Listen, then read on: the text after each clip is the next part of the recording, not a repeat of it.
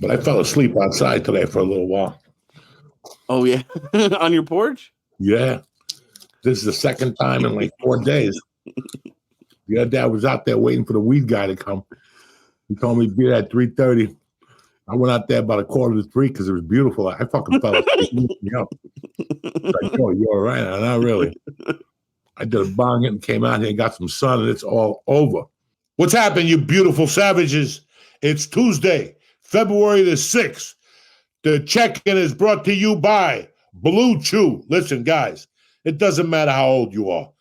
Good sex is good sex. Bluechew is here to make it awesome every time. Bluechew is online service that sends chewable tablets right to your door with the same active ingredients as Viagra, Cialis, and Levitra at half the cost. Take a tablet anytime, day and night, so you're always ready to get the party started.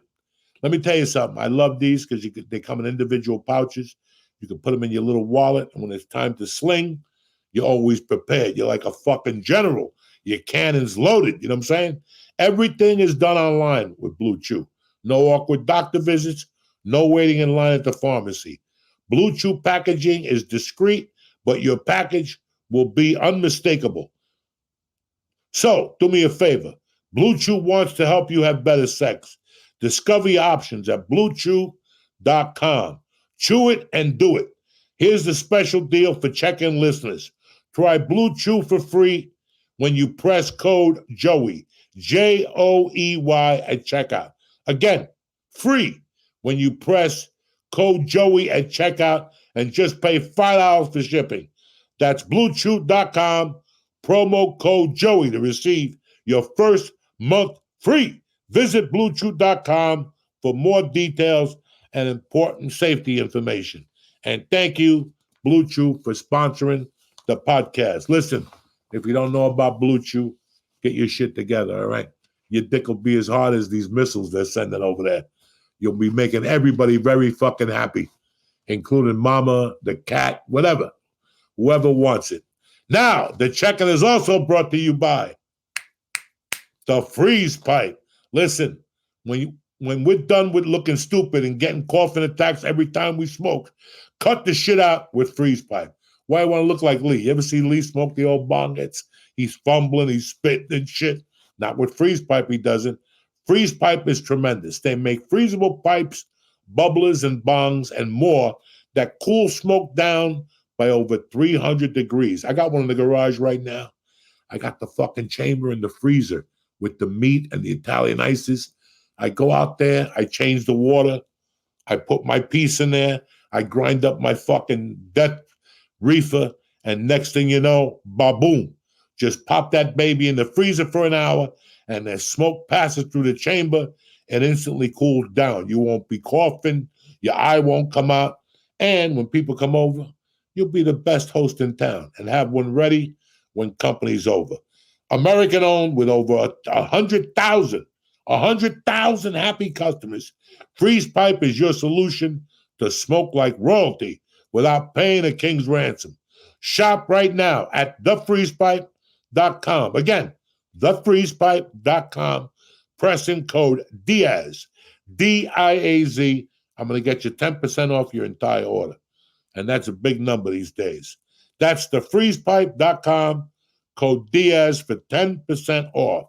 Order today and get free shipping and say goodbye to killing your lungs forever. Without further ado, let's get this party started, Jack. Turn off your TVs, run for your lives. It's over. They didn't put you on this planet just to give up. If Uncle Joey could do it, I could rule the world. That's what you got to be thinking. Welcome back to show!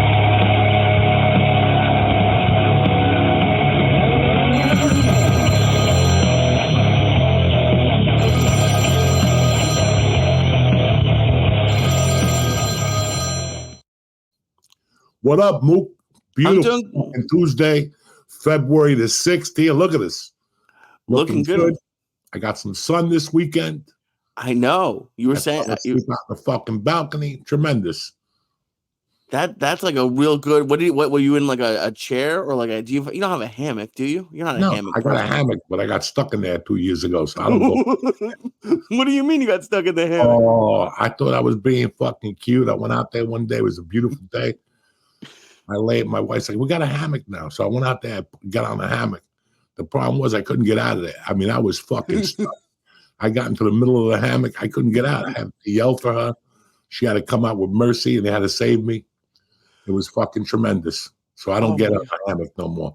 I got 2 rocking chairs in the front of the house. Yeah.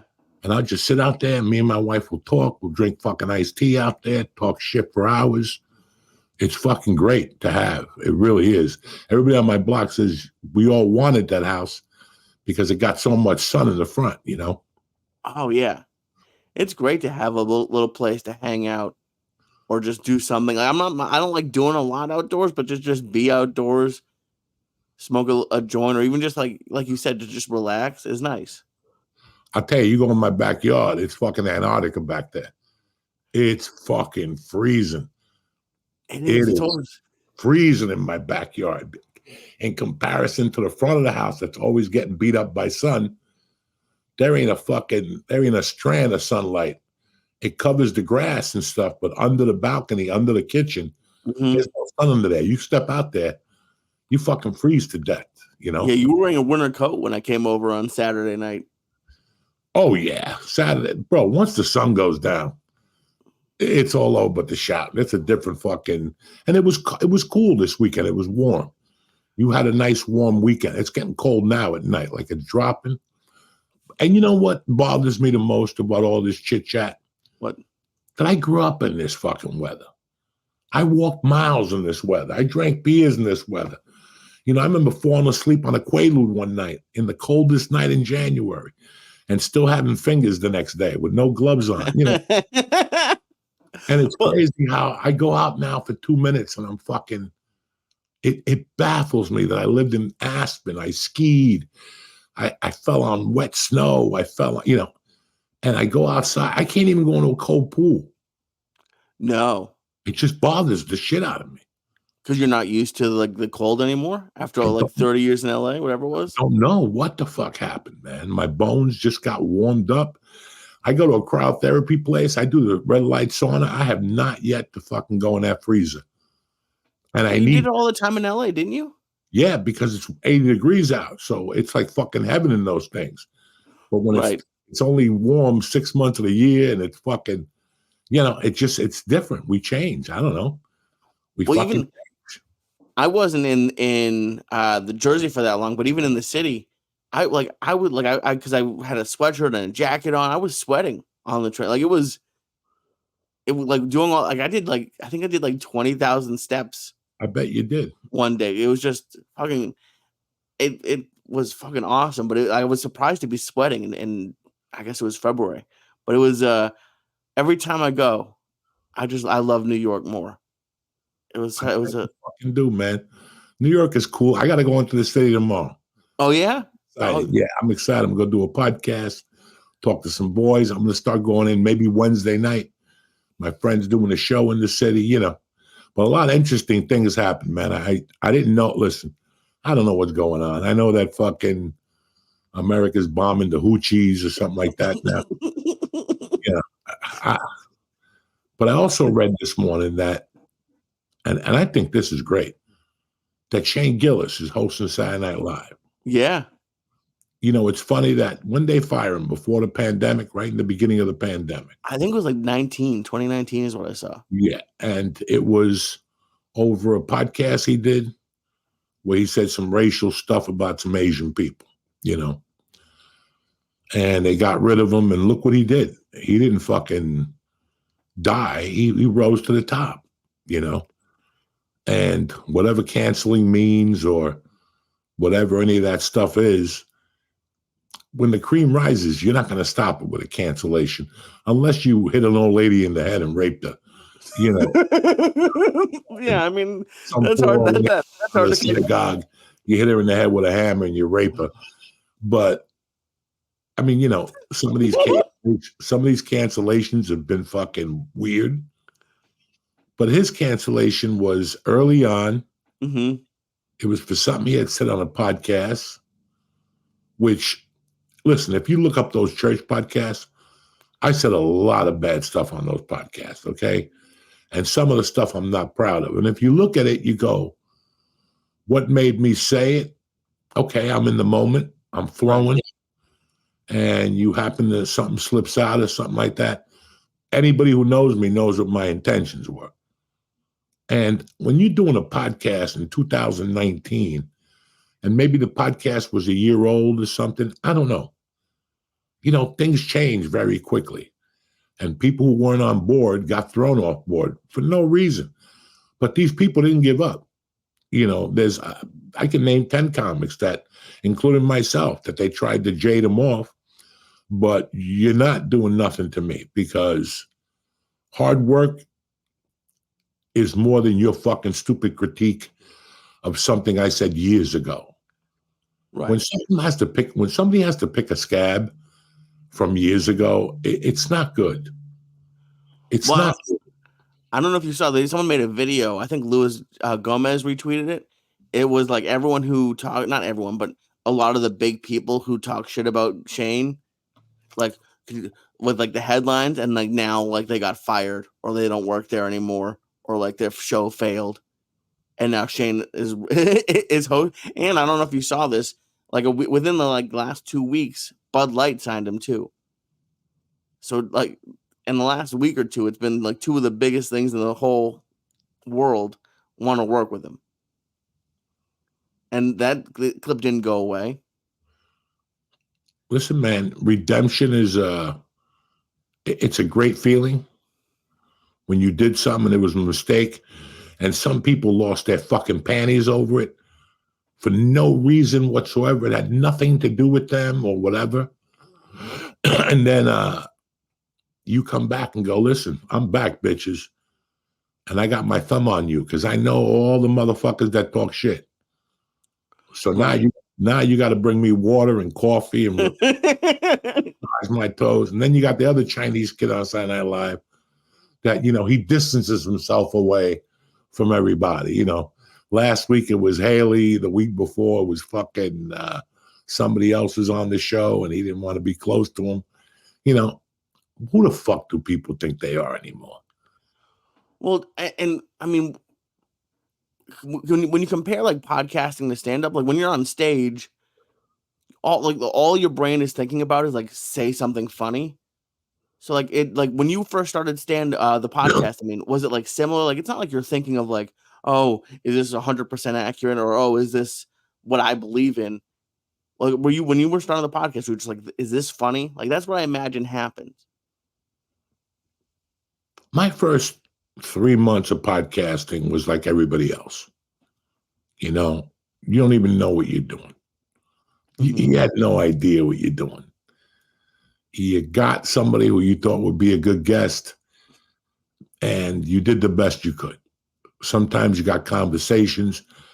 I enjoyed podcasting from 2010 to 2019 when we got out of that office. Well, the last 6 months in the office were rough, but it was really an enjoyment because you could get to talk and tell your truths and talk about your life and whatever. And then, you know, it was great. I mean, for both sides, because we were just learning. Everybody was just fucking learning.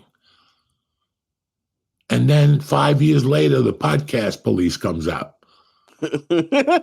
You know, and they're fucking talking shit. And it was, listen, man, the podcast police are people who just want to be Rogan and they can't figure it out. It's very sad what it's become. I can't imagine what's coming down his way now with this second deal from Spotify, you know. But God bless him. God bless him. He opened up a new range. You know, this was a great thing, podcasting. Now everybody's doing it. It's taken the thrill away, the dangerousness, you know. Right. I enjoyed podcasting because it was very dangerous. Like you could just, you know, 1 minute we were talking, next minute we're doing a hit of acid. You know, we're talking to a hooker and her pimp from fucking Nevada. I mean, it was Right. just so surreal. But then, like, again, it's like everything else. The podcast police came out and, you know, your set is dirty, this, and it's like they never understood what this was really about. It's just 3, 4 people talking for an hour as a form of entertainment. Right. Some people are better than that than others. You know, it's so funny. I did that podcast, I don't know, 90 days with Felicia. Okay. And we were kind of scratching the surface. We were doing this, we were doing that. And to this day, I still remember when it happened, when I just said, did I ever tell you about the hooker I mugged?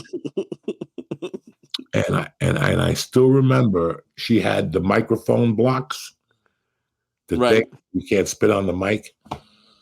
And at one point, after telling the story, I looked from behind the mic and she was fucking blown the fuck away. Like her face was like, and that was the day I knew that I did a Cat Williams. When Cat Williams talked about Michael Jackson and he got the room crazy. Right. That's the same thing I did that day. And I liked it. I told a story that I knew would either kill me or fucking save me. And it saved me. And I think, like, getting back to like with like Shane and stuff, isn't that like kind of the goal? Like, Yes. even if like you are gonna offend some people, it's only gonna like when you get canceled, it only shows more people who think you the way you do who you are. So like that SNL, I don't know Shane. I've never said one word to him in my entire life, but I would imagine that SNL thing helped him. It did. He put out a special on YouTube. He was the first guy to hit like 1 million in like a fucking day. Mm-hmm. And he took chances because he had nothing to lose. And the Right. press didn't really ride him for being a racist or anything. You know, he was doing the Trump impression. And I think that all fucking got rolled up into one. But Shane's a great comic. Right now, he's really happening as one of the young guys. I mean, I really like what he's doing. He's a fun guy. He loves to fucking drink and party. You know, he's down there with Rogan having a great time in Austin during the week. And that's a spot a lot of young comics want to be at. You know, I mean, I know you're looking at that going, wow, I wish I could do this in 10, 15, 12, you know. And you never know. Lee, it's all up to you. Right. Comic, you're your biggest fucking enemy. You know, it's like shadow boxing. When you watch Creed and he tells the kid to shadow box, he goes, this is going to be your toughest opponent. That guy controls it all, you know. And it's the truth. You know, I was telling you on the phone that Saturday, when you came here after the dojo of comedy and we got fucked up. Oh, yeah. I got some more of these gummies here. All right. Can you at least tell me how much those really are now? First off, I found out to my, because I went on their website, they're Delta 9. Okay. And it's 25 servings. You know, with Delta 9, I can't really tell. It said CBD per serving, less than 10. THC per serving, 25 milligrams. Okay. Well, and how much was the ABX that I had? Who knows? They're in a box. Yeah. I got a Exactly. bunch of those mixed 50s, 100s, 25s. Yeah. Okay. Every time you stick your hand in there, you get a different fucking surprise. That's not what you said up until right now. No, I told you it's a 50 because the angrier ones. This was the last. No, I think I have 2 more 50s left. Oh, of course you do. That night because you said you were going to eat another 50, but then you ate the 2 mushroom caps. Yeah. Well, those mushrooms are fire. Yes, they are. Holy shit! Yes, they are. I had a real long talk with I fell asleep in the bathroom a couple of times on the toilet. I leaned over. I would wake up. The Delta 9, the ABX, and the mushroom caps. You didn't know whether you were coming or going. It was like me when I did Rogan, between the chewing tobacco, the whiskey, the reefer, and the fucking smelling salts. I'm on a different fucking level. Yeah. I'm on a different time zone. You know what I'm saying? You don't even know it then, but when you leave there and wake up the next morning, you're like, yeah, I was fucked up last night. I'm still fucked up now. Oh, that's because you are not in training. You don't train. No one can train for that. Yes, you can. No, you can't. If right now the Russians fucking sat me down and said, bring me to your leader who will give you THC. I got him for 2 days. But yeah, even if you wanted to give them, you'd probably take the free edibles.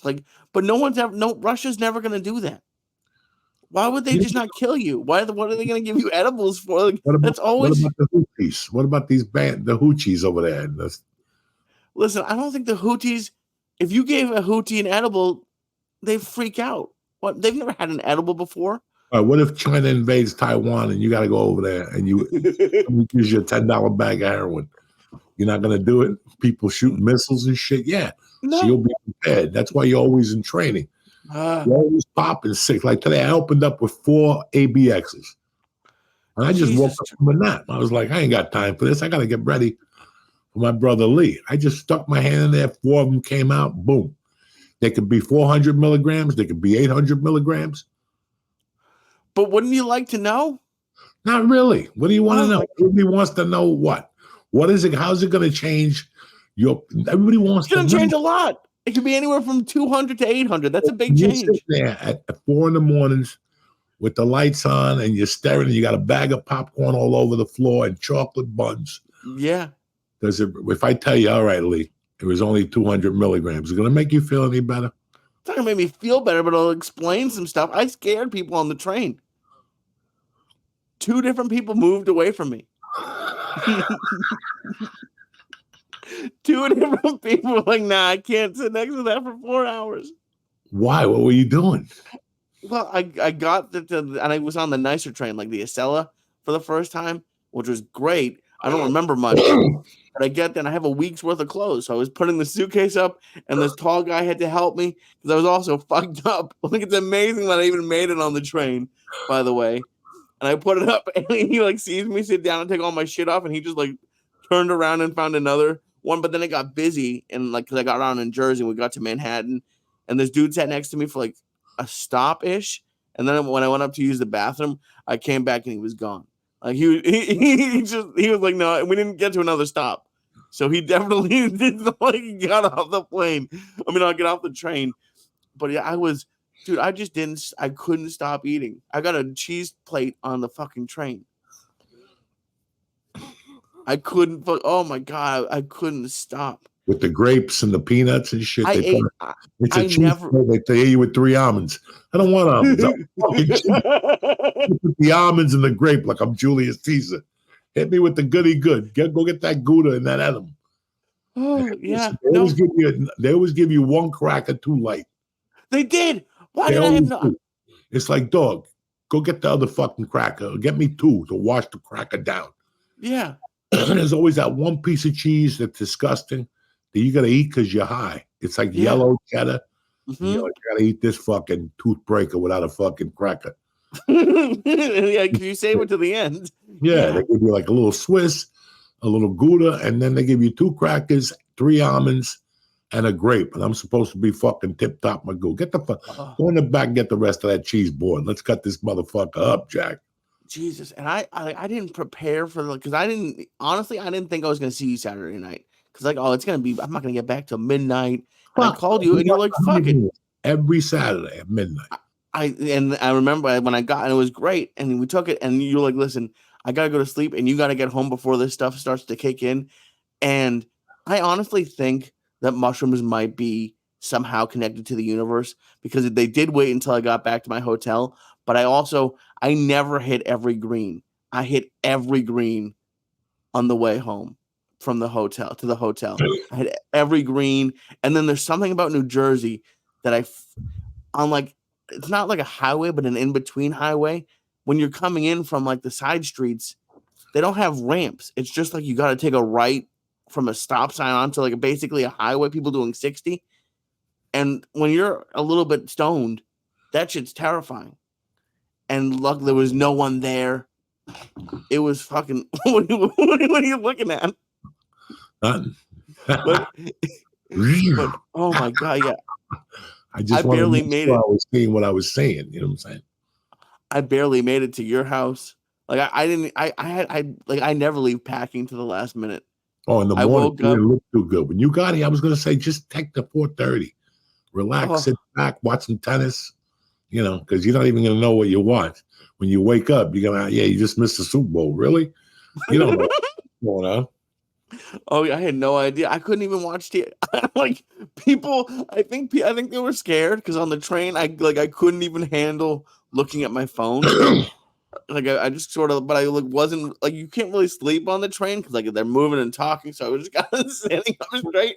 75 milligrams and 2 mushroom caps. What the fuck? First of all, you just admitted that it was between 75 and 400.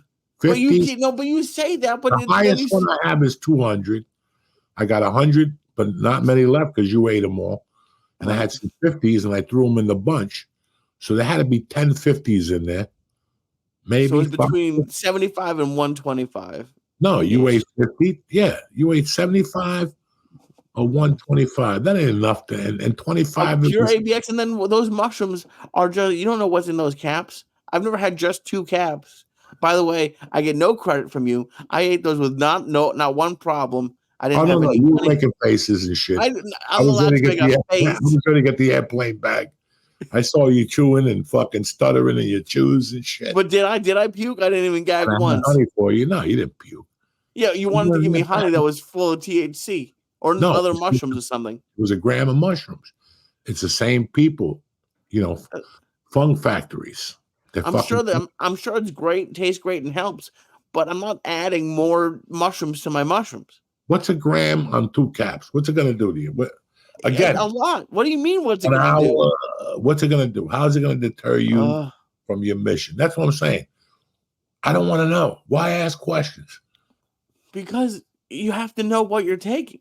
When my friend used to go to those satanic rituals, they just give you something. When you take it, they give you something to drink, you drink it. You see the devil and you go home. Yeah, but why are you going to satanic rituals? Like, that's not a good example of you.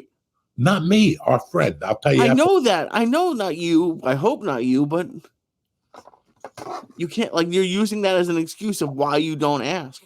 Because, don't ask. What do you want to know? What's the difference between 10 milligrams and 50 if I give it to you? A lot. For people who take, yeah. I talk to people every week now about this. And if you go from 10 to 50, that's like going from you're lifting 5 pounds to you're lifting 300 pounds. Yes and no.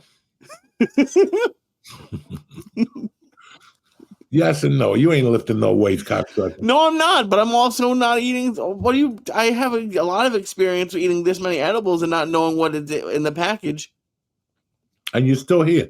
I am still here. Doesn't matter. You're a fucking soldier. Well, no, I'm not saying I'm going to die, but I'm going to say on the up and up.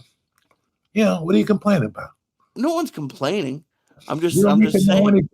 That's everybody needs to know everything. What time's the plane get there? What's the size of the engine? How many people fit in the back? What if you shut the fuck up, get high, and mind your business? Look straight at you. You don't want to know nothing. You wouldn't be on this fucking plane anyway with the rest of these retards. Oh, you'd be on a plane with the fucking King of England with his little prostate cancer flying around the fucking world. Speaking of that, I haven't even got to tell you this yet. I don't know what it is about me, but I picked the wrong doctor. He's a nice guy, but I think I have to find a new doctor. He stuck a finger in your ass? No. I get there. He's a very nice guy. He's missing a tooth. He's missing the front tooth. And I don't know. That should have ended with that one. And I tried to keep a straight face, and he was a very nice. He seemed like he knew what he was talking about, but it was just that tooth is an interesting tooth to be missing, like the very front. And then he dropped whenever I tell people what do you do? So I've been maybe it's a mistake to tell people you're trying to be a comic. I try to, make small talk. Don't bring that up no more. I'm not going to. No. He started telling me his own jokes. Yeah, don't and bring like he dropped retarded. He just like in the middle of like getting my vitals. He's like, some of my jokes are a little off color. I said, I don't, but like, what am I gonna say? I don't mind, but it's also not something I am used to hearing my doctor say. Are you fucking crazy?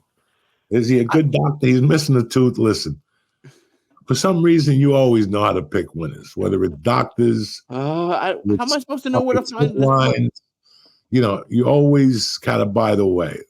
You're the guy that ate chicken wings at a 50 Cent concert. So, chicken fingers, and that was a good call. That was the best call of my night. That's even worse. Chicken fingers at a 50 Cent concert. First off, very racist. I didn't make the menu. I just ordered it. You could have had the avocado toast with the rest. I don't have avocado toast in Connecticut. I don't know what to tell you, Lee. A doctor with a missing fucking tooth. Yeah. Now, why didn't he shove it? He took the blood out today. I'm not 40 yet. He checked my vitals. My surprisingly, my blood pressure was okay. I was fucking worried about that. He took the blood. He's gonna, we're gonna meet, but I don't know if I can go back. Let me ask you a question. Did you go to one of those quick centers? No, I went to that's the thing. Since I moved back from LA, I have insurance. I went to like an actual doctor. I went to like a doctor website to try to find like the reviews, and he had all 5-star reviews. Did it have a picture of him? It did, but he had the tooth at that point. They always try to trick you. I got catfished by my doctor. Bro, the doctor with a missing tooth. I had a doctor with a coke addiction. He was a great fucking doctor. I used to just bump into him in the city at night, and he'd be as coked up as I was and shit. Was he still your doctor? Was it your childhood doctor or like another doctor? Yeah, he was my childhood doctor all the way to I went to Colorado. Oh. He was my doctor till 85. I was trading him 8 balls for steroids at the end for a prescription of Anavar from my friends, and I get them to give me an 8 ball and I give it to the doctor. But were you still going to him as like an actual patient, or was he just to get steroids? I was going to him as a patient, but I also bumped into him at night and talked to him. And I said my friends needed steroids, and he goes, "Come on by." Didn't it make you nervous getting like a shot from him if he's on coke? Always. Gee, maybe that's why you're afraid of needles. One time he shot me with coke when I was like 8, bouncing off a fucking wall for hours. Holy shit. Hold on real quick. Let me give a shout out to DraftKings, and when I get back, I'll tell you that story, all right? We'll be right back with you, cocksuckers. The Super Bowl is coming. Hey, what's going on? Looking for a super offer for Super Bowl 58? Uncle Joey's got it for you. And it's DraftKings Sportsbook, the official sports betting partner of the NFL, has you covered. Here you go. Ready? New customers, get on board for the big game, and I'm going to let you turn $5 into $200 instantly in bonus bets. I love DraftKings. It makes everything more exciting. And what's more exciting than Super Bowl 58 from Vegas? But you can't get there because you're a mutage. So what's the second best thing? You download the app, DraftKings. Use code Joey. And I'm going to get you new customers. You're going to get $5 and get $200 and instantly in bonus bet. But not just that. Once you download the app, everything's going to change. You're going to become a savage. And especially Sunday for the Super Bowl. Forget about it. Your friends are going to have onion dip. No fucking hummus allowed in the Super Bowl. It's an American fucking sport, all right? They're going to have pork chop. Whatever the fuck your friends are going to have, you're going to add excitement because you're going to have DraftKings. And they're going to come to you. And DraftKings has prop bets, overs, unders, totals, whatever you need. DraftKings got it for you this Sunday for the Super Bowl. So do yourself a favor. Download the DraftKings Sportsbook app right now and press in code Joey, Joey. New customers can bet $5 to get $200 instantly in bonus bets. All right? That's only at DraftKings, an official sports betting partner of Super Bowl 58. At DraftKings, the crown is yours. Now listen, they want me to read disclaimers and stuff. The little videotape's going to come on and some guy's going to talk to you. I ain't got time to talk to you about West Virginia and all that stuff. All right. Enjoy. Download the app at DraftKings and knock yourself out. Gambling problem? Call 1-800-GAMBLER or visit 1-800-GAMBLER.net. In New York, call 877-8-HOPE-NY or text HOPE-NY 467-369. In Connecticut, help is available for problem gambling. Call 888-789-7777 or visit ccpg.org. Please play responsibly. On behalf of Boot Hill Casino and Resort in Kansas, 21 and over. Age varies by jurisdiction. Void in Ontario. Bonus bets expire 168 hours after issuance. See dkng.com/football for eligibility and deposit restrictions, terms, or responsible gaming resources. We're back like herpes. All right. When I was like, I moved to New Jersey when I was 10, 1973. But before that, I lived on 88th Street. And I still remember being, let's say, 6. Okay. And that's when doctors used to make house calls. For 35 fucking bucks, they would come to your house. Because my friends used to make house calls so they get a doctor's note and then go back to school. When I was growing up, you needed a doctor's note for everything. If you played hooky, you needed a doctor's note. So doctor's notes were big. They were a flat 25. If the doctor came to your house to write, it was 35. That's not bad. That's a complete different animal. I'm just trying to educate the fucking audience here. Right. So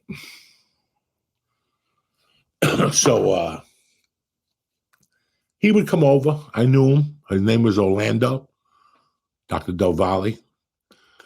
And I still remember him coming over, sticking the fucking thermometer under my tongue and then checking my lungs and then taking his glasses off and going, "Oh, Antonio, the temperature, this is what's going on.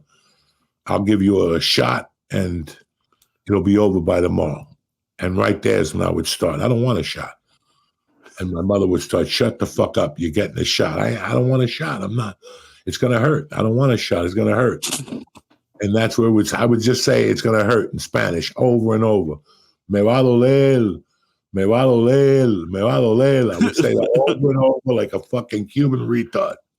So I would say to them, "Why don't you go outside for 10 minutes? Let me think about it." And they would go out. And then my mother would offer them something to eat and a beer. And then my stepfather would be there with these fucking idiots and another friend. And they'd be out there drinking. He'd come back like a half hour later.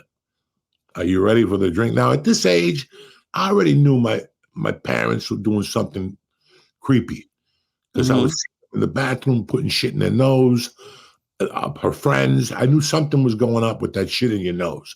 I just didn't know what it was. And then when he would tell me I'm going to come back in 20 minutes, and he wouldn't come out, I'd go out to the living room to see what was going on. And obviously, there'd be a piece of aluminum foil out on the table. And Orlando would be doing bumps with my mom and Nelson and fucking, And next thing you know, he'd come into the room all fucking banged up and they'd have to give me a shot. 2 hours later, he was hammered. And I'd sit there and my mom would hold me down.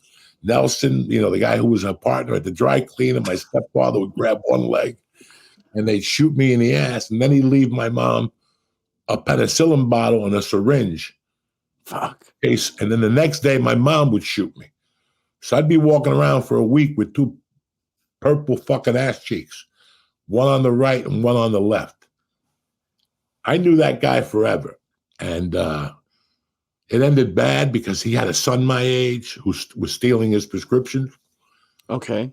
Taking him to discotheques, and he lost his license. I spoke to him maybe 15 years ago. He was in Miami at a bar with a friend of him who I haven't spoken to in a year. This guy, I think he's dead. But what are you going to fucking do? But anyway, that night, Saturday, I always felt very disappointed because you were playing the Doju of comedy. From what I hear, it's a great club. You liked it. It was fantastic.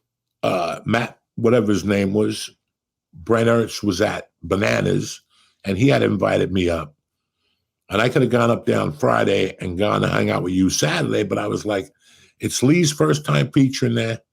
If I go there, they're going to want me to go up. I'm not going to let Lee have his fucking night.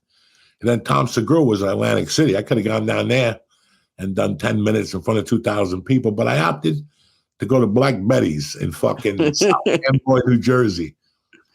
What I didn't know is the strip club was in the basement. It's a strip bar. Right. The comedy room is in the basement. It seats like 20 people, maybe 20 people could stand, you know.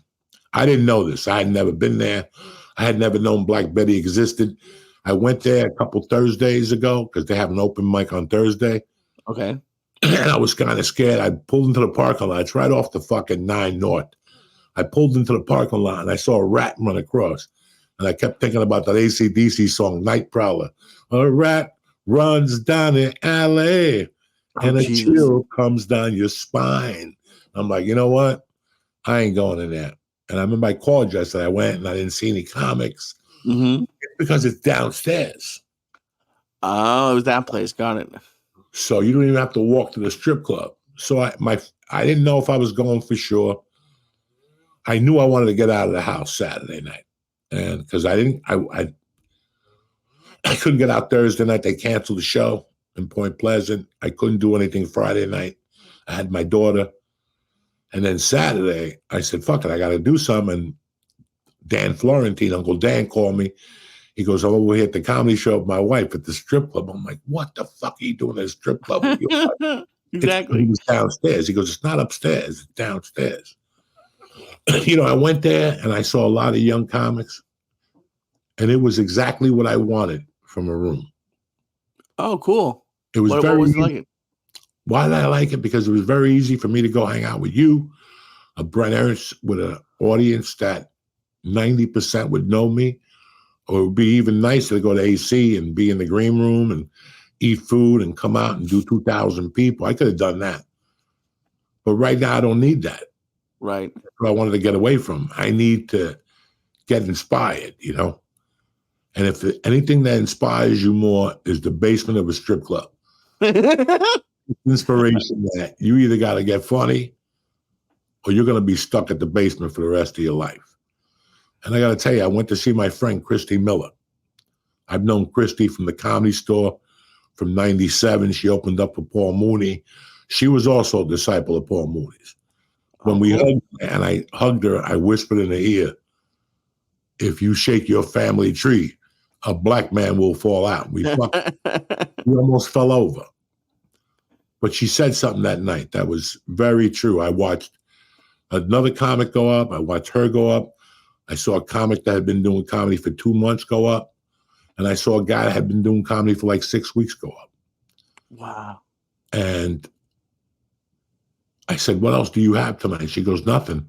She goes, I could have done a spot at the New York Comedy Club or something. But she goes, you know what? These little rooms sometimes, it's where the magic happens. And she was right. It's because you have no expectations and there's nothing to be like. Why do you think the magic happens there? Remember, I used to. What's the square root of stand-up? I don't know. It's you making the audience laugh. Okay. With no, what's the square root of it? It's me after jiu-jitsu class with you and 8 other guys. Just laughing on the mat about how I got beat up. This guy got me in an arm bar. Lee's got the Hitler foot. You know, you know, that is the beginning of stand-up.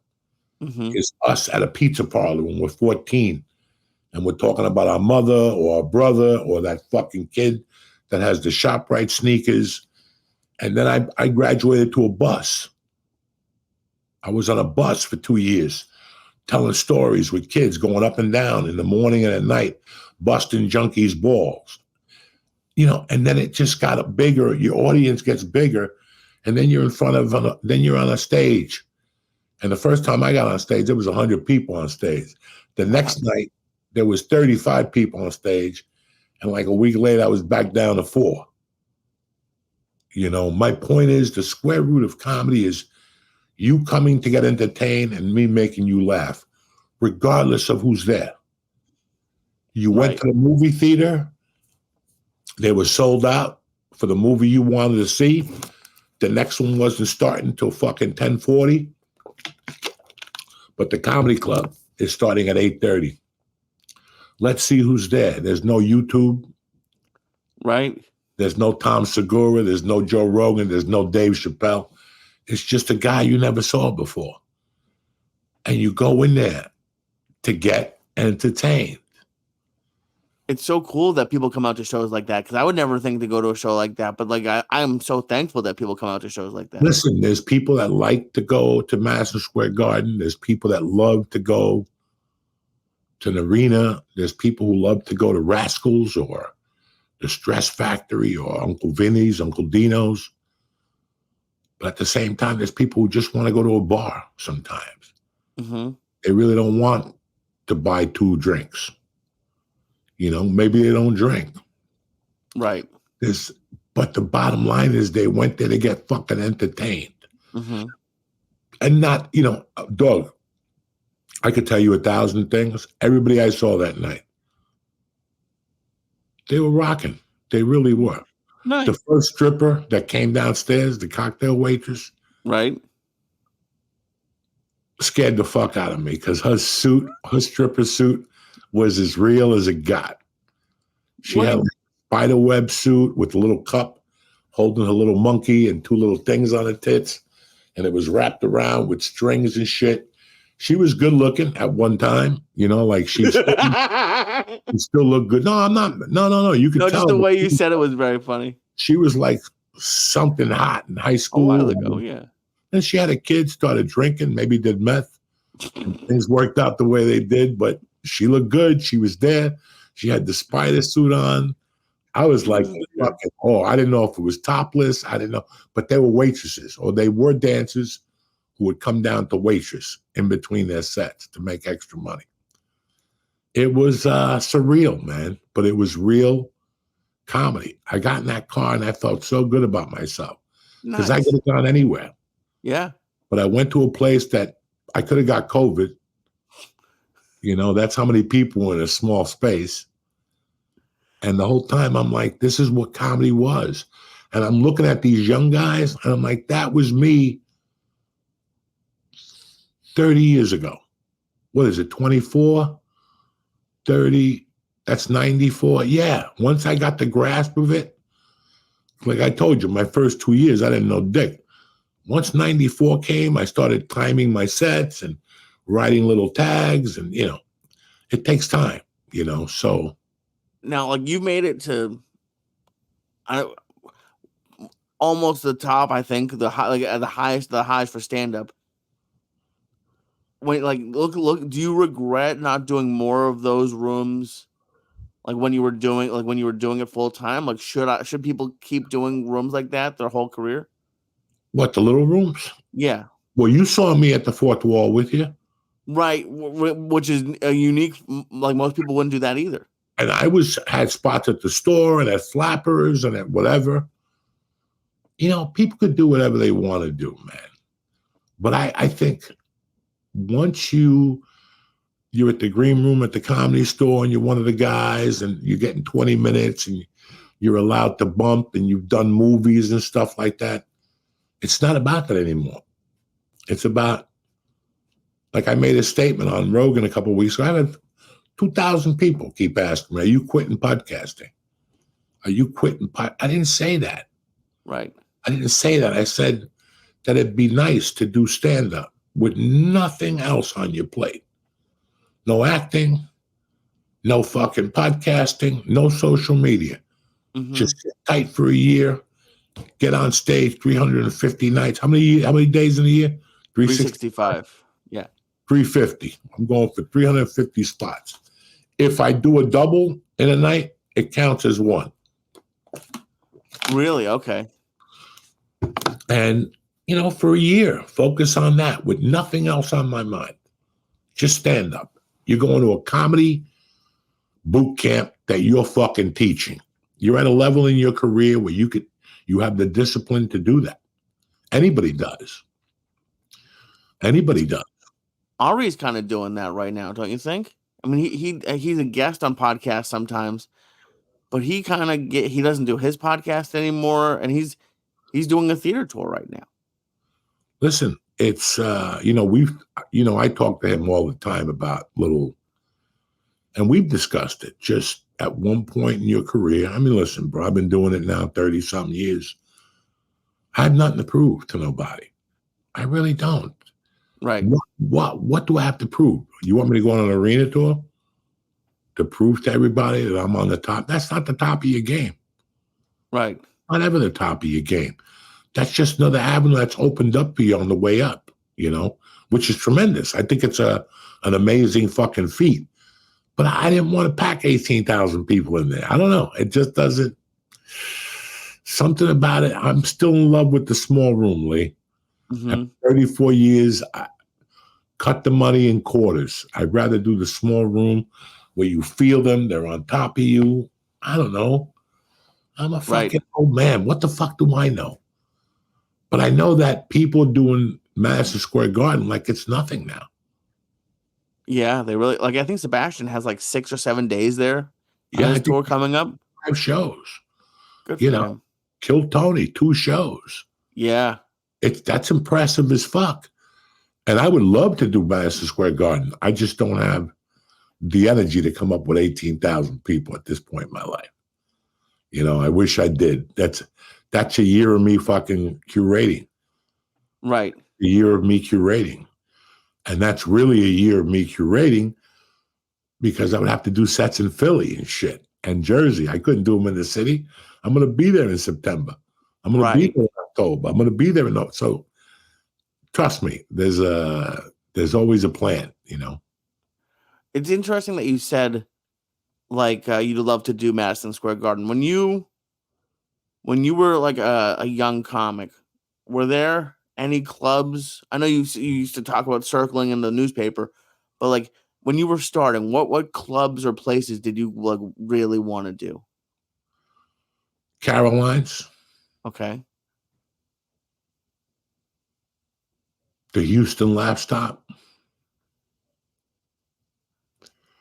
Any club in LA. Igby's, the Comedy Store, the Laugh Factory, the Ice House, the Comedy Magic Club.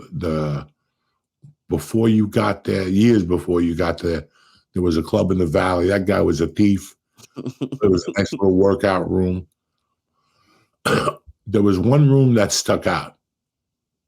And it was so weird that when I had the opportunity to go there, I went there because of that room. There was something I always loved about the Comedy Underground in Seattle. Oh, yeah. Was that there when you were there? Yeah. Oh, please. That was there 3,000 years before I started comedy. Okay. But the other clubs I wanted to work, when I got into comedy, the newspaper publication came out of San Francisco. Okay. So it highlighted a lot of stuff in San Francisco. And then when things happened, the clubs that survived with a punchline, the one on the Fisherman's Wharf. Not the Improv or the really great club. I always bomb at it. Cobb's. Cobb's. There was a bunch of clubs up there I wanted to get my name on, But San Francisco was one of those cities that had this unbelievable fucking club scene and hit. Right. When they did a national contest out of there. And, comics, the headliners in San Francisco made money because people came out to see them and support and they played Oakland, like Mark Curry, and they played, fucking San Francisco and Concord and all those Walnut. There was a punchline in Walnut Creek for a while that I got to play at and bomb 4 shows very early.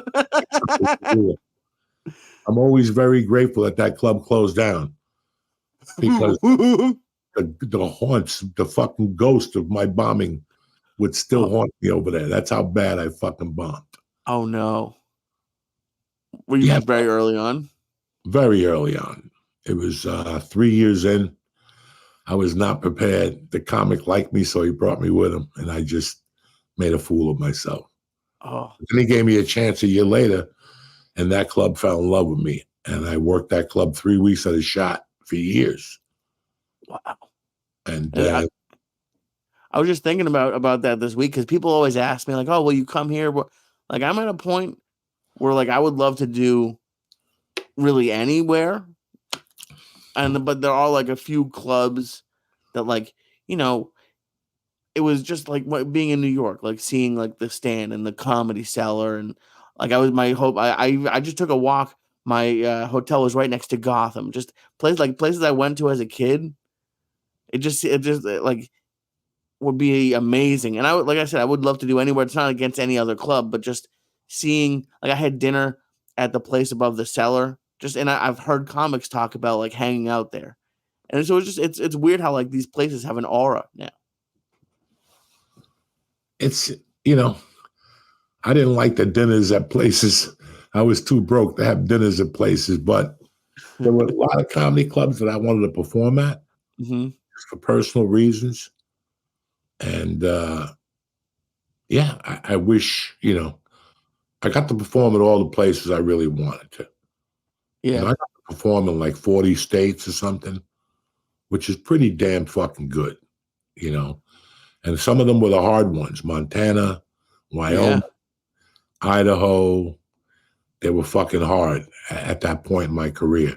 But I'm very grateful for that, that I had that toughness. A lot of them were Mormon rooms. You didn't know till you got there in Utah and shit like that.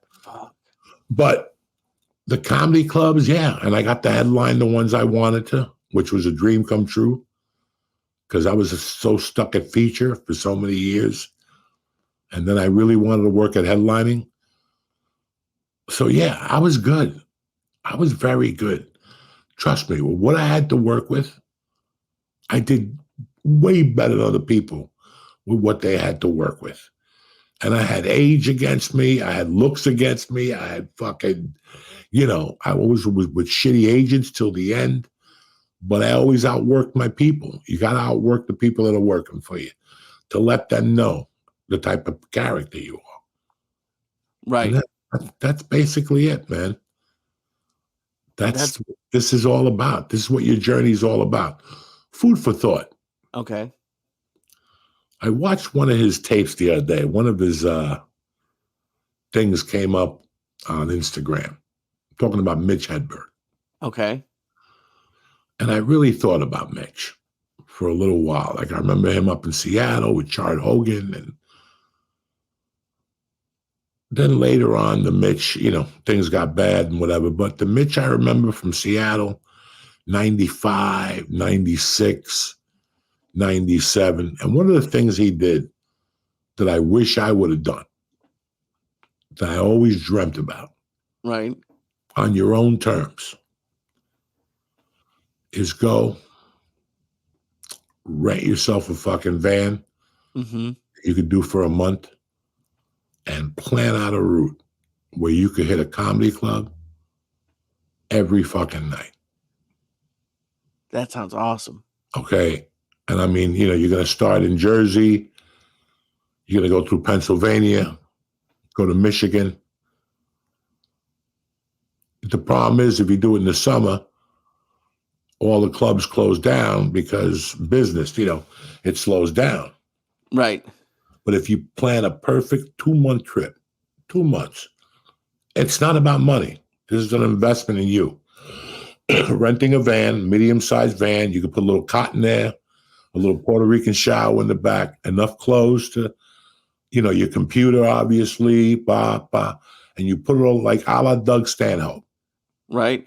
And you do from fucking New Jersey, PA, Michigan's got a lot of comedy.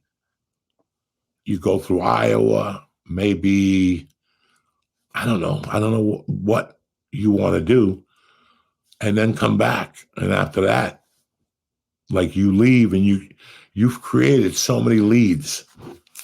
If you're gone for 20 days, if you're gone for 60 days and you hit 40 clubs, 10 of them aren't going to like you. Right. But 30 of them are going to be in contact with you. And even if 10 book you, you get your money back, not now, but in 5 years from now, because you've already planted your flag in these cities, which are obviously very hard to grow at. Yeah, that was always like I looked into when we came back from LA because like that. I don't know if you've heard like people talk about van life, but people are living in RVs and vans. So you could the hard part for me would be getting into actual clubs. Like I think it would be a little easier to like do throughout the week, do open mics, and then try to match it up with like a club. Nah, my name is Syatt. I'm working with a guy that's going to help me and call these clubs and go, he's coming through. If he could just do a guest set in your club. You know what? We have an opening that night. Does he have 45 minutes? Yeah. You're going to get a couple gigs, but most of them, you're going to go in there with a clean mind. Mm-hmm. Your set is just to go in there and destroy him and make a contact. Right. And people are going to like you. They're going to go, wow, nobody comes through here no more. That's a forgotten art. People don't want to do that no more. I love doing that. I would book a room somewhere to purposely get a guest set at a different place. Really? Yeah, I wasn't just settling on the 100. I wasn't going there. I was going to lose money anyway. Right. You're giving me $75 to come do your one-nighter and fucking whatever. But I'd always call the club and see if can I come in early and do Friday night? Yeah. It's crazy that you're saying this because I'm doing that next month. I'm doing a couple shows in Minnesota, and I'm getting to go to Acme. But it's well, let me ask you this because you're just talking about like showing up at clubs like that. When you were doing shows, did you ever like? When did you start working on stuff at big shows? Because like I was talking with another comic this weekend about it, and we're at a place right now where like we're just doing like the A list, like the ones we know will work because we want the clubs to know that we're actually funny. Versus like working on stuff in between. Dog, you were around me for a long time. I'm not going up on stage unless I drop something on them. Right. Always trying something, even the idea.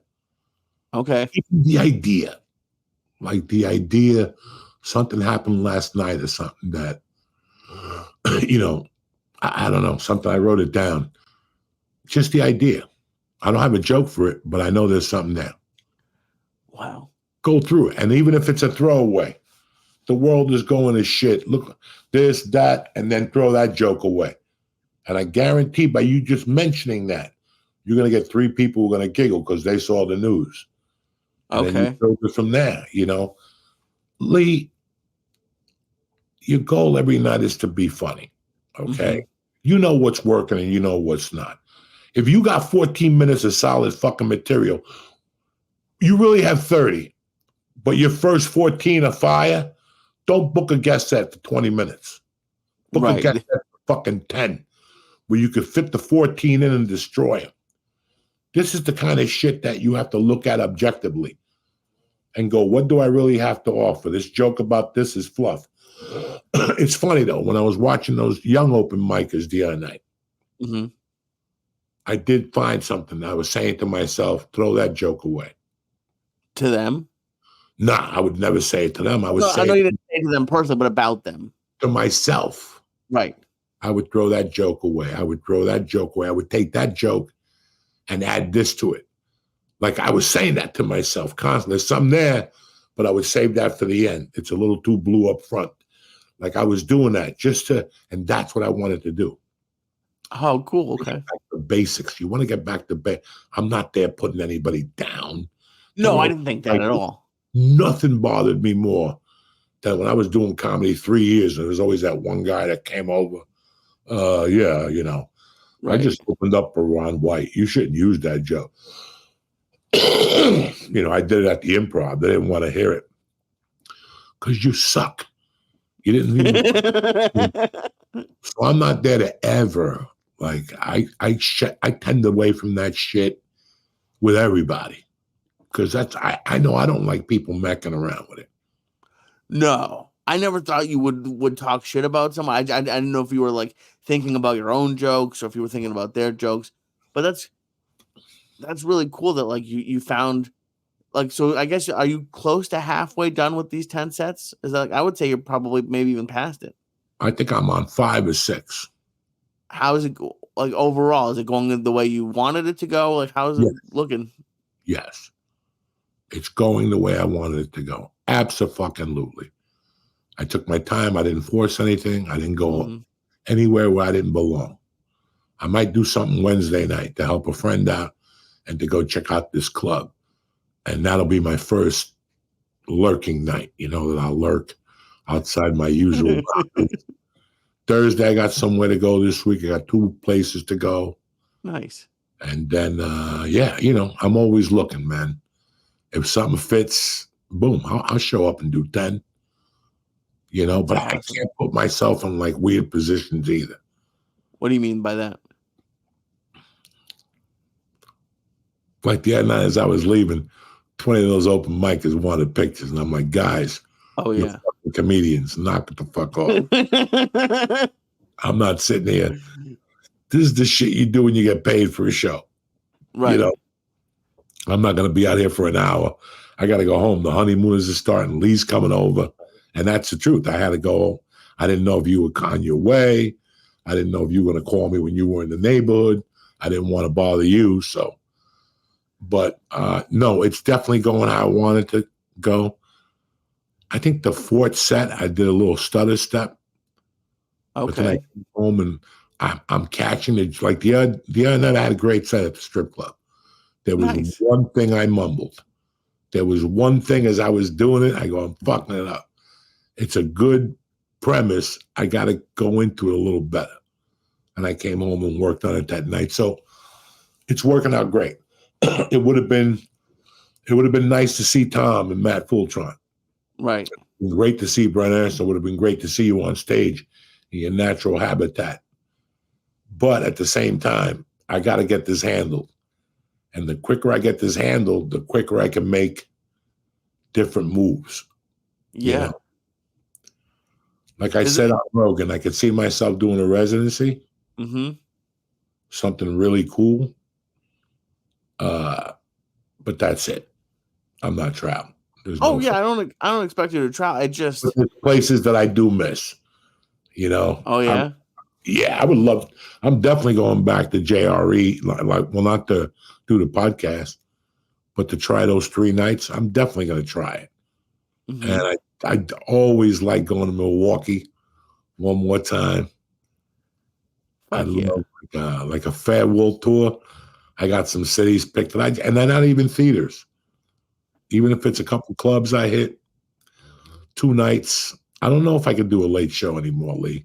You don't think so? I think you. I mean, what is it about it that you're not sure? Is it like I want to give you energy? Energy. Yeah. I want to give you 150%. A sleepy Joe is not a good Joe. You know what I'm saying? We already have a sleepy Joe. I know I can come out and give you one good fucking show. Right. I'd rather do that than give you one really good one and one mediocre one. Because are you feeling tired at the end of your headlining? Like, you know what, man? I respect professional athletes. Uh-huh. Because they got to go cold during commercial breaks. They got to go cold. I hate going cold. After your first show, you get off stage, you go in the green room, maybe you get something to eat, maybe you smoke a joint, you go to the bathroom, you throw some water on your face, and you still got 45 to an hour to wait. Right. Okay, got it. You sit down, you're talking to your friends, people come into the green room, you're talking to them, your muscles get tight, your back gets tight. I know when I was doing 2 shows a night, I would get back to my room and I figured this out, why my legs were so tight at the end of, once I would go back to my hotel room, why am I so tight?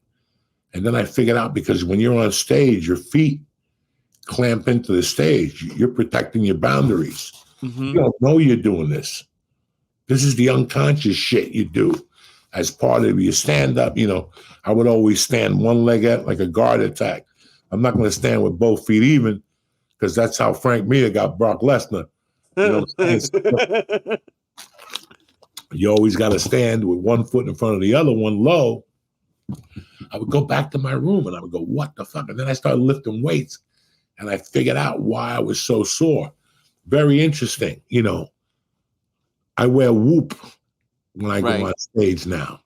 Very interesting what you find out about yourself. Oh, I'm sure. If you What does do it say? 30 minutes, if you do 30 minutes or more with the whoop on, Okay.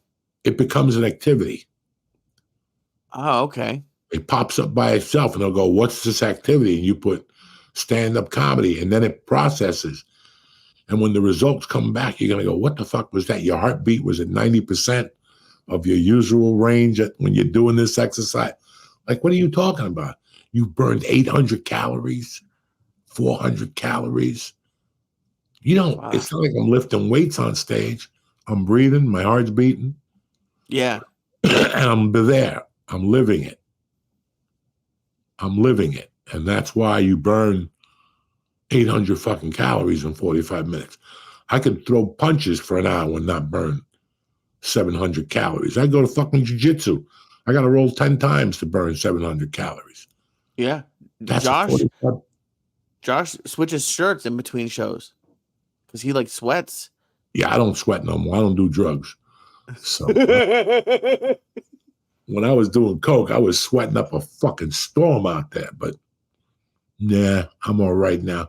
What do you got this week, beautiful? This week I'm going to the Buffalo Helium Thursday through Saturday with Josh. Oh, that's a good time.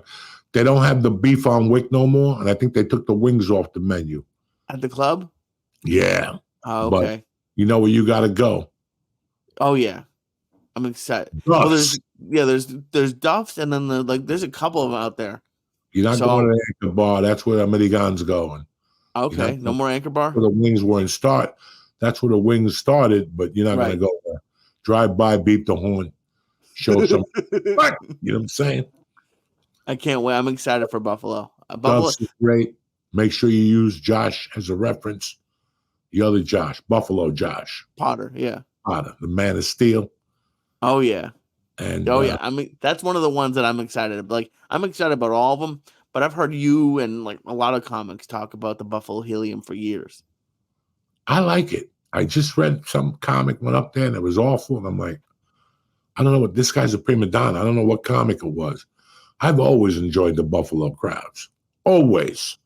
Yeah. They're great. They'll take the ride with you. They're not politically correct.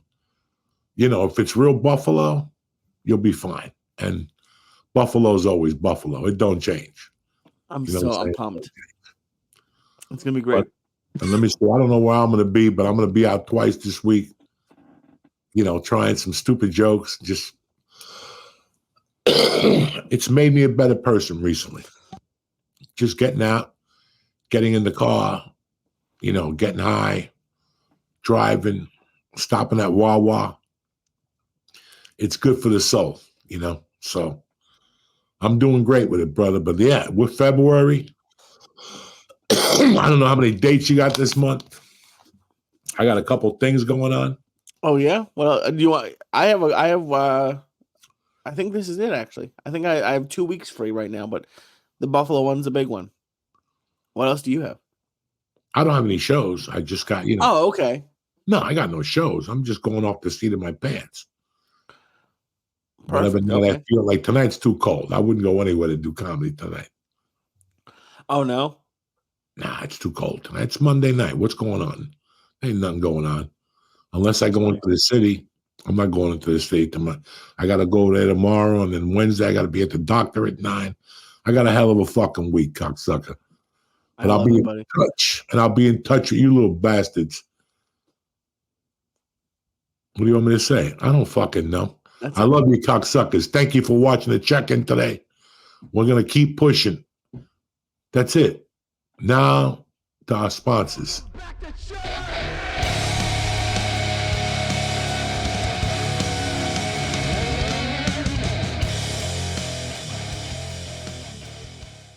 The check-in is brought to you by Bluechew. Listen, guys, it doesn't matter how old you are. Good sex is good sex. Bluechew is here to make it awesome every time. Bluechew is online service that sends chewable tablets right to your door with the same active ingredients as Viagra, Cialis, and Levitra at half the cost. Take a tablet anytime, day and night, so you're always ready to get the party started. Let me tell you something. I love these because they come in individual pouches. You can put them in your little wallet, and when it's time to sling, You're always prepared. You're like a fucking general. Your cannon's loaded. You know what I'm saying? Everything is done online with Blue Chew. No awkward doctor visits. No waiting in line at the pharmacy. Blue Chew packaging is discreet, but your package will be unmistakable. So, do me a favor. Blue Chew wants to help you have better sex. Discover your options at bluechew.com. Chew it and do it.